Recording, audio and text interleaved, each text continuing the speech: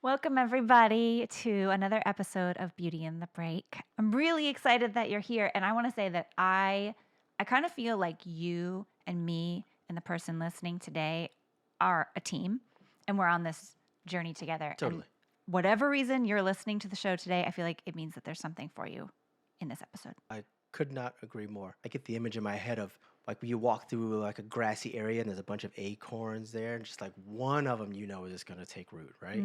Like all the stuff we try to share and the stuff that we try to bring to this conversation here, I feel like every person could listen to this and just take one little thing with them. Yeah. And then we've done the job that we wanted to do. Yeah. And I know you value your time. And so I'm really grateful you're here. As you know, I had a very hard weekend. And at the end of a hard day this weekend, somebody called me and left me a voice message. It was a friend of mine who works at a bar. He works a day shift, and this bar is particularly kind of cafe-ish during the day. And there were two women who came and sat up at the bar, and one of them had a lot of work to do, and the other friend didn't have anything to do. And she said to my friend, "Do you have a book I could borrow? Because I'm going to be here for another hour or so." And my friend said, "As a matter of fact, I do." And then he shared with me that he carries my book of poetry around with him in his bag everywhere he goes. It's precious. And so I get chills. And I think about it. He handed her the book to read, Afternoon Abundance. She opened it up and she read the first poem, and he heard her gasp. He said she poured through the book like an hour. She read like almost half of it, but she was really taking in every poem. He just was watching her kind of like be really affected by it. And when they ended up leaving, she gave the book back to him and he said, "You know what? You take it. I'll get another copy from Foster, I'm sure. So precious. But take it. I could see it really meant something to you, and I think it's supposed to be with you today." And then he called me to tell me that, which was just so sweet. Oh, that's very so sweet. That's really sweet. And Foster won't let you know that this is not the first time someone has said that to her. Yeah. Multiple times they've sent emails, voice messages, left reviews to talk about how impactful your book is. I don't remember who it was, but someone told you that they've been reading it right before they go to sleep. Oh, yeah. That's really sweet. I'm glad it's hit people in a way. Same as this show. Whoever is supposed to hear it and read it has found it and is going through it and getting affected by it. So, Yeah, well said. A couple of weeks ago, I did this talk, and it was to a large crowd of people. Everything about it was beautiful. That place was super organized. I walked in, and they were like, "Yes, come on in. We got this, we got that." And then this one gentleman walks up to me, and he says, "Cesar, you're the speaker, right?" I go, "I am the speaker." And then he starts going down the stream of consciousness about he's excited for me to talk about my life journey and Buddhism because he's been reading these Buddhist books and he has been trying to understand them a little more. And he said, "I'm going to sit here and write some notes while you talk, and I want to talk to you about them after your talk." And I said, "Sure, no problem." Did my talk. It was fantastic. I just loved every second of it. All the people came and walked by and we conversed and so on and so on. And then he walks up to me and says, "Can we talk now?" I said, "Yeah, of course, let's go." We sit across from each other and we start going on the philosophy of Buddhism. Side note, there's a big conversation on whether Buddhism is a religion or philosophy. It is very much a waste of air, in my opinion.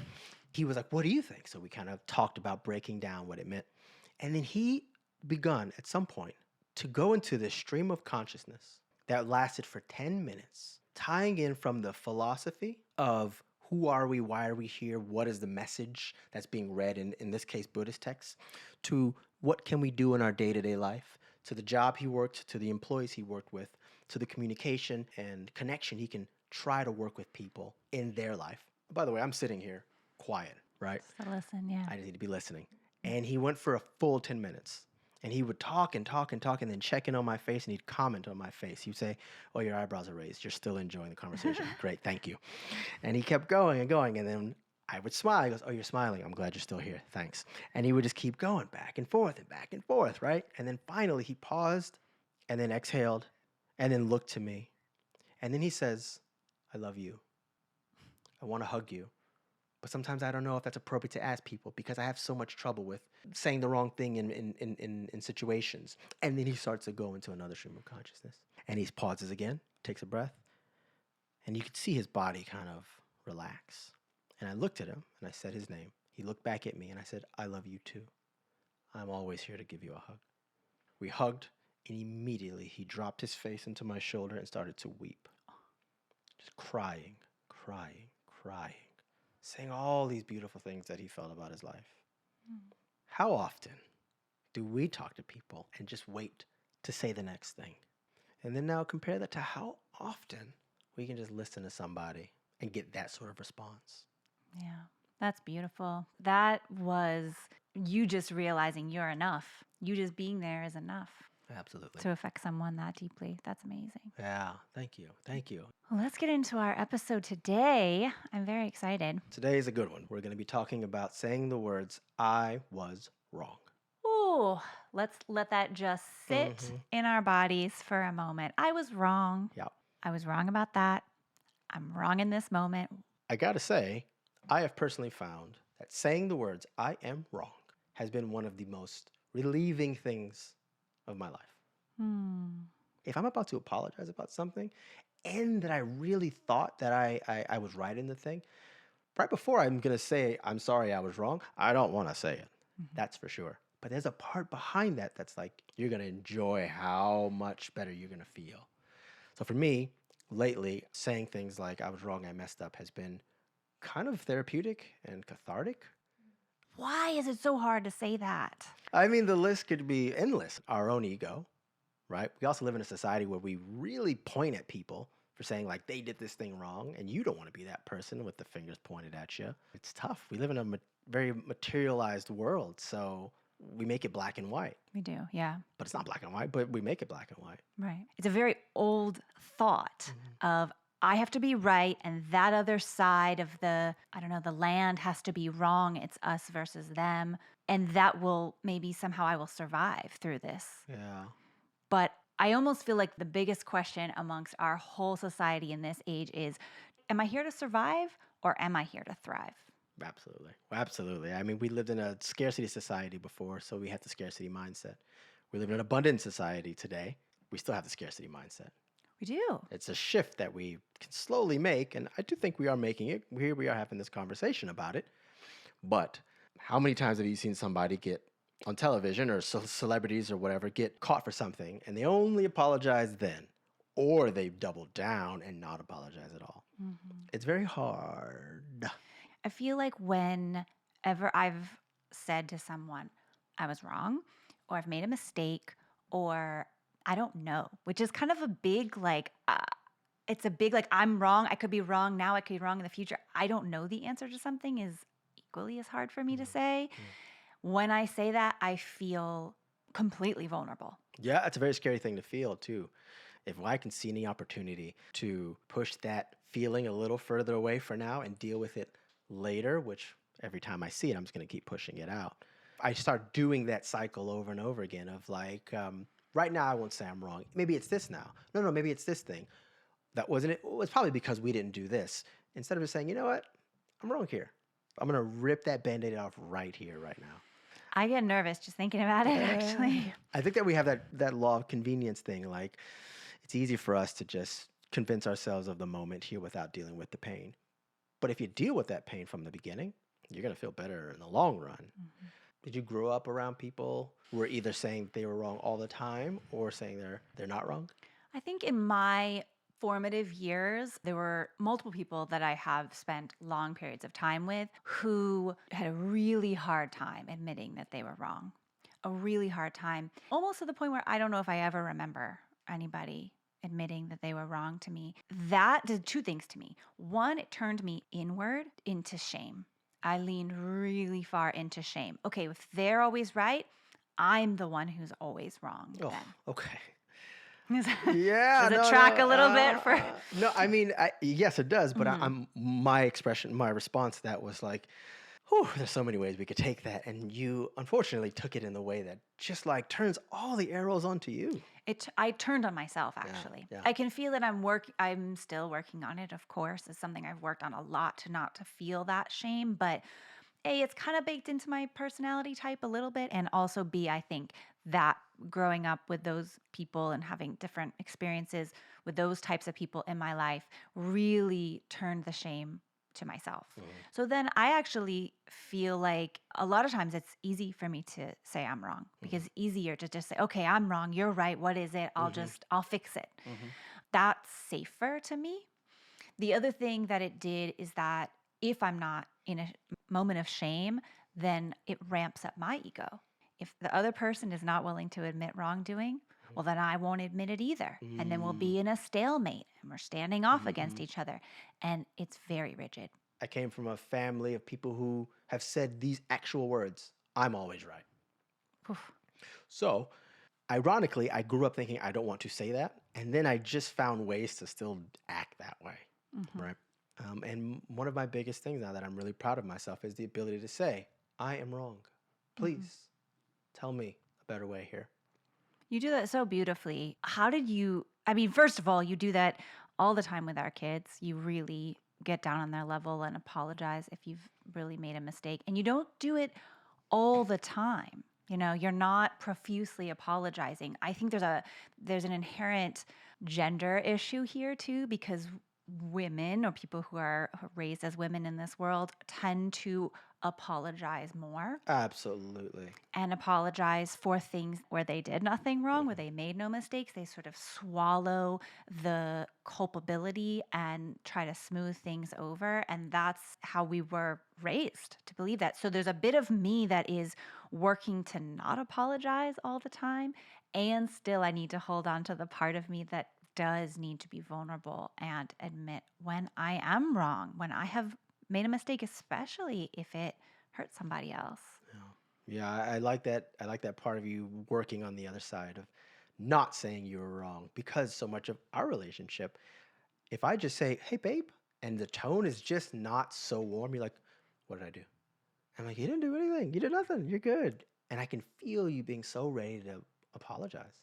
Yeah. Well, going back to my childhood, if someone else makes a mistake or is wrong or is rigid about something, and I admit that I did something wrong instead, that was safety for me. There was a safety in that. Well, I'll just make it better, Yeah. and then I'll be safe. Yeah. And for a child, that is necessary. Yeah. We are actually on the other side of opposite side of the table, and we are metaphorically on the other side of the table of thought here, because I spent so much time thinking I am right, or just not saying I'm wrong, and then it started to kind of enforce my thinking. So I started to believe the thing of saying I am right, and then it made me think I was always right.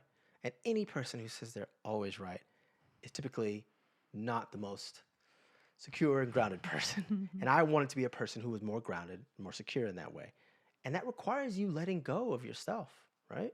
How did you get to here? Yeah. A lot of experience, a lot of putting myself out there, a lot of seeing the patterns of what am I doing and then what environment is it creating for me. My accident, that really helped me shape it a lot, which we talk about in a few episodes back. A lot of it is, this is a well that I keep going to, becoming a Buddhist. That was probably one of the beginning moments of looking at my own thoughts. And instead of wearing them as a shield, I started recognizing them as shirts. Not so rigid, not so tough. And you take it off and you toss it out. I don't remember the exact time it was, but I remember the feeling of the very first time I said, oh, this is a chance I could say I'm wrong. And like my brain did that, right? Like externally, I'm like, fine. And then I did, and the person was like, oh, that's cool. That's okay. And I was like, oh, that's it? That's it? That's how we get that? You're sure it's okay? And it was fine because I'd built so much into my own self of, I can't be wrong. No way I'm wrong. But under the surface of that was being scared of being wrong. Yeah. Did you have anybody who ever told you they were wrong? Yeah. So this is great. The very first person that I can remember saying they were wrong in my childhood is my bonus dad, my mother's current husband. They met when I was about 7 or 8, and he has always been a calm guy. I've never heard him yell. My mom's got a lot of fiery energy. I've never heard him yell. He's very stoic, very chill. He's very much a man of God. And then I had to be 8 or 9 or so, and I don't remember what it was, but he came into the room where I was, and he sat down with me. And he recapped what happened. And he said, I want to say I'm sorry for that. I was wrong. And I know myself at that time. I was like, that's okay. No problem. It's okay. But it stuck with me. So much it stuck with me that now when time comes where I apologize to our kids, I can think of him in my head and I mimic how he was to me about that. Mm. And to this day, he'll still apologize. I just find that to be such a beautiful thing in someone who, again, has a stoicism to him. He's very firm. If you meet him, he can be a bit intimidating, but he's warm. He just has a very strong figure. He's former military. Yeah. He's a veteran, Yeah. right? He's a big guy, and you can meet him and you feel like, man, this guy could do something. But he's just super warm, but he's also just so gentle in that way. So time comes that I have a conversation with one of the kids. That one instance of me swimming, side note, I don't know how to swim. And we went to the pool. And after like a month or so of you and the kids telling me, we'll teach you how to swim, I got in the pool and just kind of swam from one side to the other, which wasn't really swimming, but it was swimming. And then one of the kids said to you, why did Cesar lie? And I was like, oh, that's not what I'm trying to do here. I was just being silly, like almost trickstery, So I made a mental note. And I don't think I saw them for a little while, like a week or 2 weeks or something. But I made a mental note because there's no part of me that wants to feel like they think I'm a liar. Right. So I sat with them and apologized about that. What'd you pick up from them when you apologized? They gave me a similar response that I gave my bonus dad when he apologized to me. They're like, oh, it's okay. It's okay. It's okay. But so you know how much that affected you. Mm-hmm. Because, and that's a beautiful thing to remember that one moment is a thread that doesn't come back until much later in your life. And now you can see how it is affecting this child and their ability to see someone be humble, admit fault, say I was wrong about something. It goes on and it's a ripple effect. Absolutely. If I'm going to be a male figure in their lives, a figure in general, but a male figure, I can't control what any other person in their life does. All I can do is try to be the best version that I would want them to have. And that comes with being human. I'm not interested in being right. I'm interested in being real. That requires you saying words like, I was wrong. I'm sorry. I'd like to make this up. What I thought was the way, it's not the way, and I was wrong. Saying I was wrong is a scary thing to say, but it's also very powerful and very freeing, because in that moment, you are taking care of your future self, who's probably going to make a mistake. Right. The next time you go to make a mistake, you've already done that work of opening up, being vulnerable, realizing that on the other side, you're still okay. You make that future mistake and all the anxiety of, oh, do I tell that person I made a mistake? Do I admit fault? You've already done it. You've already done it once. You have a trust muscle. You're right. Yeah, well said. And the more you do that thing, the more you can look back at the warehouse load of evidence of, oh, this actually benefits me. I feel so much better. I had it in this show even. We had planned a guest that we wanted to work with. You and I know them. And the three of us, you, our producer Glenn Milley, and I, had all this planning about how to bring this person onto the show. And then I wanted to give it a personal touch. And because I didn't necessarily know exactly how to approach the topic that they wanted to talk about. So I reached out to them and said, hey, you mind if I ask you these sets of questions? And it totally backfired. And I tried to talk to them and meet them where they were. And it just set them in a space that didn't make them feel right. Even though my intentions were just to make the best version of a conversation. And I felt terrible. And when they messaged me, that first time I go, oh no. Oh no. So I immediately try to go into like fix it mode a little bit, right? And then I was messaging the two of you and Glenn, trying to keep cool. And I'm trying to get it, like, make sure we get it back on the right track because it didn't derail yet, but you could see it tipping. And I'm like, wow, that wasn't the right choice. Day later, they messaged me and say, hey, I don't think I can do this show. And I was really upset. There was a voice in my head at that moment when I found out that I made a mistake. The voice said, double down. Try to make it right in this conversation now. And that's my old way. That's most people's way. They want to just keep pushing and double downing. Instead, I didn't send that person a message. I went straight to our thread, updated both of you, and immediately jumped into saying, I was wrong. I want to apologize for the misstep that I made. I take full responsibility for it. And it was not hard. It was so heavy because all of me on almost the most important stage with two people that I love so much, you and Glenn, I felt like I looked like a fool for making the wrong choice. Mm. I often also feel a bit like an outsider when we're working, the three of us, because both of you have so much experience in the industry. So sometimes I'm like, I want to share something. I want to have a good idea. I want to feel these things. So I tried something and it fell flat. Mm. And all I could do was just say, I'm sorry, I apologize. Majority of the rest of the day, there was a pit in my stomach and I felt so bad and I was embarrassed and I felt insecure. And then it started bleeding into other things. I was late to a client. I went to meet another client at a spot, but we'd already rescheduled. So I showed up there for no reason. And all those thoughts came in that were saying, see, you messed up. This is why you shouldn't say you're wrong. But I didn't listen to it. And it's so very freeing because on both sides, now you've done it. And also on our side too, okay, there was a mistake made. Great. How much more comfortable will I be to say that I've made a mistake when that happens very soon in the near future, I'm sure. Wow. Right? Because to be right all the time, to pretend like we always have the answers and that we are always right, it is a rigid box to live in. It's very human. Mhm. We want to do it because of our ego, because we want to have safety, but we need to grow, right? We're here to grow, I think. We're here to thrive and expand. And to say I am wrong is to say I am growing. Mm-hmm. Well said. Well said. Absolutely. I know that when I left my marriage, I moved into this place of solo parenting 50% of the time. I don't have my kids, so I'm not a full-time single parent. But for the first time ever, I moved into this space where when I had my kids, I'm the only person in charge. And that's terrifying for so many reasons.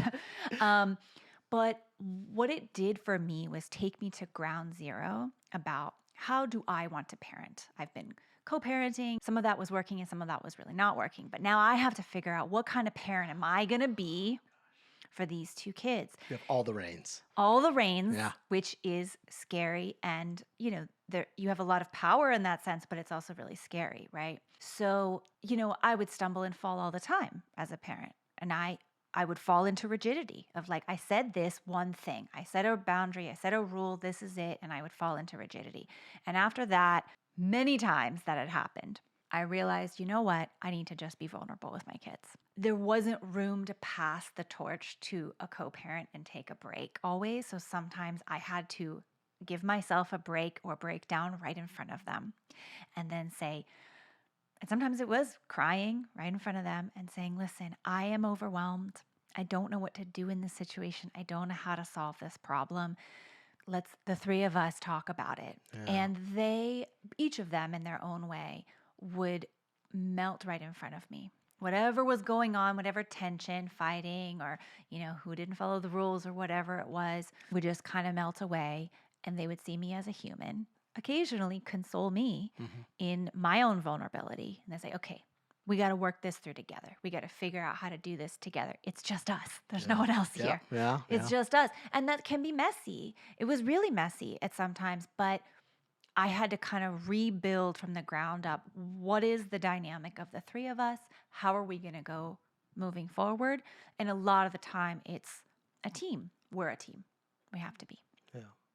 Agreed. I hear that. And I can see you doing that work with them so often. And which, by the way, if you have kids listening here, the kids are going to call it out. They're going to pull at, you said this, you said that, you said this, you said that. It's a great, humbling experience in so many ways. You've been doing so great at it. And I've seen you fill up this warm air in your body. And then you just kind of like open the spout a little bit, let some steam out. And then you being able to turn and say, I'm human. Again, I'm not interested in being right. I'm interested in being real, which gets us so much further. There was this cool study of this boss. He would have meetings with his company, and he would talk about to them the things that need to be done right because there was a problem that was going on. And he would talk about how can we fix this, and he would get minimal responses. And then he went to them and said, "You know what I can fix about my side of it?" And then people started speaking up afterwards and then taking their own responsibility for it. That's cool. What a Yeah. cool example to set. Yeah. And because you think about parent to child, the same exact dynamic can be within boss and employee. We can have a power dynamic and a power struggle here, which is it's going to be inherent in any kind of situation like that. However, how can we level the playing field as much as we can? Yeah. As much as we can, not all the way, as much as we can. Yeah. Yeah. That's Yeah, a you're great totally way. right. Absolutely. If you zoom out a bit, in my life, I see choosing a career and sticking with it and then changing careers to be a really big way of saying, hey, I was wrong. Really?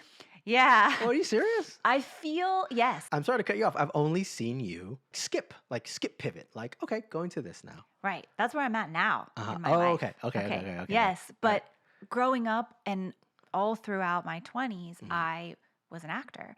And that was the dream. That was the goal. That I was built my whole life around that, right? I went to school for it. I got a BFA for it. I moved out to California for it. This was what my life was for. And if you build up that much anticipation, and also there's ego in that, not in wanting to be an actor, that's not it, but ego in that I want to get this right. Yeah, I the want to do desire. this, be successful in this, in a career that is very often full of rejection, failure, whatever it is, over and over again, right? And after Wild died, after I pivoted and started directing, I had this transition moment of I actually really like directing. Now, granted, we're still in the same field, it's not too far off, but when I went to the other side of the camera and had all this extra new life in me and that career path, it took me 2 years to fully let go of acting because I had so much identity built into acting. Yeah, totally. And it was like I felt like I was turning around to everyone who had ever helped me in my life go to school, my parents, my brother, everybody supporting me. It felt like I had turned to them and go, I had enough of that. I was wrong. Everything you invested in me was wrong. I'm going to move over here and do this other thing. It felt like that to you. It felt like that Okay. to me. They No did- one said that to me. Yeah. There's that, again, that sort of like ego, like don't say you're wrong because all the images and stuff you built up in your head about what'll happen if you say you're wrong. Continue. I was afraid of disappointing people. I was afraid everyone would think that I had duped them or that I didn't really have it in me. And I wanted to let go fully of acting and be in directing because I really like to be in something fully and fully immerse myself before I move on from it. That length of time is from when I was 10 till probably I was 31, 32 is a long time So of my much life. baked into that. So much baked into And it. so many dreams and aspirations. I didn't feel like someone who could just float around. I wanted to leave it behind because when I turned to directing, I really just wanted to focus on directing. I didn't want to have well, sometimes I act, sometimes I direct. A lot of people do that. And for me, it wasn't how I wanted to spend my energy. And then I've taken a big hiatus from directing now after about 8 years. And I've moved into the birth world, into postpartum work. I still have an identity there and I still have a hard time letting go of it, but it's significantly less time. And now I see myself turning over. Yeah. Now, though, you don't have that sort of I was wrong feeling when you shed or evolve No. into a new life. Now I Okay, don't. okay. Now I see That's it. what I see the good. I only see you like doing it kind of gracefully, kind of effortlessly, gracefully, powerfully. Not a word. It's a word right now, but that's how I see you do it. Thank you. Yeah. Now I look at career choices and opportunities and creative opportunities as this is going to be a period of my life because there I you go. know myself well enough to know that like whatever I do, I'm going to do for a period and then it's going to float away and I'll find something else that lights me up. No. So now I have a comfort level in it. But boy, it took a long time to get there. I like that this is a period of my life. The more we start looking at things like expecting them to have the new tide coming in, instead of looking at things like this is the way it is and seeing it as ocean waves, the quicker we'll be able to do kind of what you're doing here, saying, okay, now we're doing this. And somehow, for me at least, the life hack for it is me knowing that, it makes it even easier for me to say, oh, okay, I was wrong. I was totally wrong.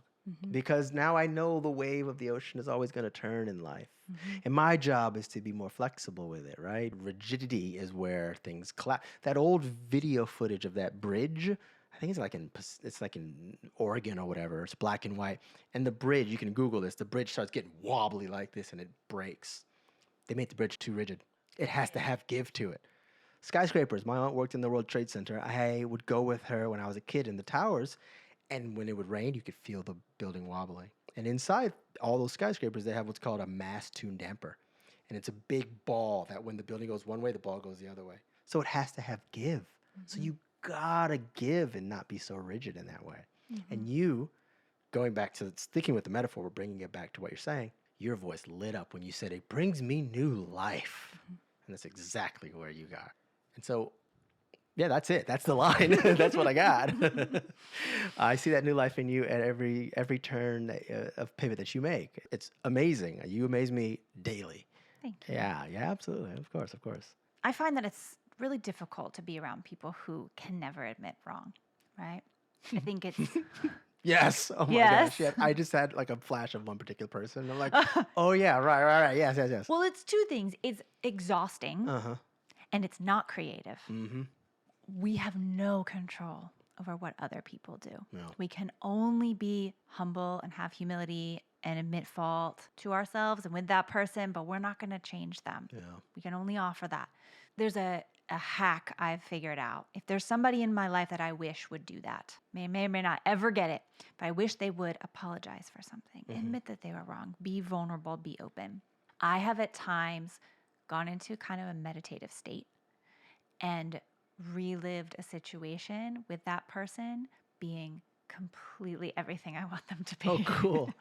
That's a pretty good idea. Yeah. Or a specific situation where I needed an apology and I needed that inner child in me to hear, I was wrong. I apologize. What do you need in this moment? And it can either be that person, or if that's too far-fetched, because sometimes it's too far-fetched to believe it, it will be some other person in my life right now who I know would give me that. My dad would always give me that. He would always give me the apology, the humility. And so I'll relive those situations and try to work on the deeper parts of my brain and heal that. You're right. Yeah, you're right. Just like you said, because it starts and ends with you when it pertains how you perceive what's going on. You're 100% right about that. That reminded me a little bit of like that loving kindness meditation where you offer love and warmth to somebody. You find the most, we're going to make up a second word here, the most swellingest warmth that's in your chest. I said it. Swellingest in your chestingest. Great. Kept going. Great. Thanks. Appreciate that. Beauty in the break, guys. Thank you. You find that warmth there, and then immediately you start, while sitting in meditation, sending it out to other people. Tell me. Now, some people can argue that it might change them. It might. But that's not really that important, is it? What's important is that your perspective of it is shifting from wanting an apology from someone else. And it's really also, maybe this is a whole other episode, but forgiving the people who are rigid and unwilling to apologize for anything, unwilling to be wrong, finding that forgiveness in yourself. It's only come to me recently. Oh but my gosh. it is, what a relief, man, for myself. Yeah. What a relief. How many times you hear people talk about someone who passed away and they say, I forgive them? So much of my life, I was like, they're not here. What are you talking about? And then I, at some point, had to do something similar to that. That person didn't pass away, but there's somebody that I can put money on they're not going to apologize. Or say that they're wrong. That my giving them forgiveness is for me. Yeah. It's not for that person at all. It frees you. It frees you up. Yeah. Otherwise, it's holding on to resentment, like anger, aggression. The Buddha says having anger is like drinking poison and hoping the other person is going to die. Oof. He was just Mr. Mic Drop. Just drop the book drop, I guess. Just drop the book, But think about that. Holding on to your own stuff in the hopes of somebody else is going to feel it. That doesn't work that way. So in that same vein, forgiveness, allowing forgiveness, is now drinking cure to your own self without even worrying about whether that person is going to feel better or not. Awesome. Yeah. Well said to you. I wonder if the exercise for us, both of us, is to find an opportunity this week to say I was wrong Yeah. to someone about something. The more vulnerable, the better, but Mm-hmm. to say it and to get there as quickly as you possibly can. Yeah. Well said. And it's a very safe space here, by the way. So if you do, and whenever it comes up for you afterwards, whether you feel relieved or a weight is off your shoulders or you didn't feel any difference, tell us too. We want to have that conversation. We love hearing this sort of stuff. Yeah. Email us at beautyinthebreakpod@gmail.com. Yeah. Thank you so much for listening today, and thank you for sharing. Thank you for sharing. We appreciate you very much. Please be kind to yourself. See you next time. Beauty in the Break. If this episode spoke to you, take a moment and send it to someone else who might need it. That's the best way to spread these conversations to the people who need them the most. And if you want to keep exploring with us, make sure to follow Beauty in the Break wherever you get your podcasts. We'll see you next time. Beauty in the Break is created and hosted by Foster Wilson and Cesar Cardona. Our executive producer is Glenn Milley. Original music by Cesar and the Clue.